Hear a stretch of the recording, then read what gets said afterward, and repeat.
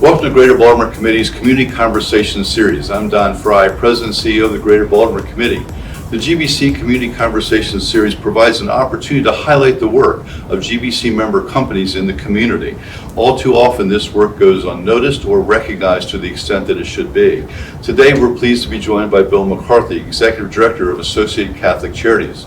Bill has been the head of the organization since 2009. The organization has 80 programs in more than 200 locations, serving thousands of people throughout the state of Maryland. The Greater Baltimore Committee is also fortunate to have Bill as a member of its board of directors. Bill, welcome to the program. Thank you, Don. Glad to be here. So we've talked about 80 programs. We've talked about a number of those programs, but I know there's other things like public safety areas that you can engage in. Talk a little bit about just some other programs you'd like to highlight for some of those less fortunate communities or disadvantaged communities, and maybe some of the work in public safety as well. That's great. Well, so we can start with public safety. Catholic Charities operates two Safe Streets programs in Baltimore. One in Sandtown, Winchester, and the other in the Brooklyn neighborhood of South Baltimore. And really that came about in the end of 2015. I remember in May of 2015, I was visiting our Dukeland Street Head Start site.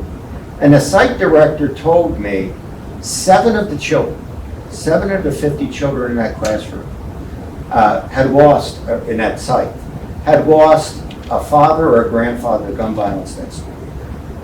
And I was devastated. You know, we provide services to about 20% of the people that live in the 21217 zip code. And I said, if we're not part of the solution to prevent gun violence, it's going to be a problem. So that's where we were able to open our first Safe Street site in March of 2016. And then, and with the success there, opened one in Brooklyn 3 years ago. So talking about it, you reminded me, so the Safe Streets colleagues, in addition to mediating disputes, preventing gun violence, community engagement is so important. We were allowed those 2 hubs were food distribution points and resource ports during COVID as well.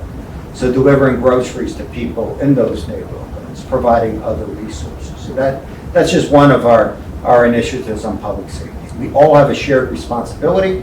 It can't just be a law enforcement responsibility. So that was something fairly new for us.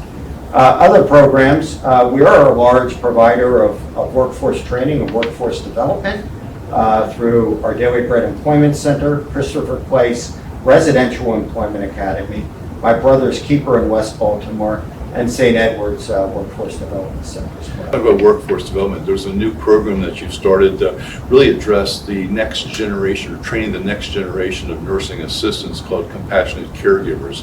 A very important type of a program, particularly with the stress that's been on the healthcare industry. Talk a bit about that for us. There is a huge shortage of healthcare support in all of our institutions, our hospitals, long-term care facilities. So our goal always has been in workforce development is to provide relevant training as well as holistic training and job placement to meet the needs both of the individuals seeking work and their passion, but also the needs of the workforce. So the Compassionate Caregivers Grant allowed us that opportunity to recruit and train CNA and GNAs, which is the first step. And as they become more successful, continue training to become LPNs and RNs as well. Well, thank you for all the work that you and Catholic Charities are doing for those in need and throughout the state of Maryland. And thanks for joining us today for our Community Conversations program. Thanks, Don. I appreciate being part of it. That concludes today's Community Conversations program. Until next time, I'm Don Fry of the Greater Baltimore Committee. Thanks for watching.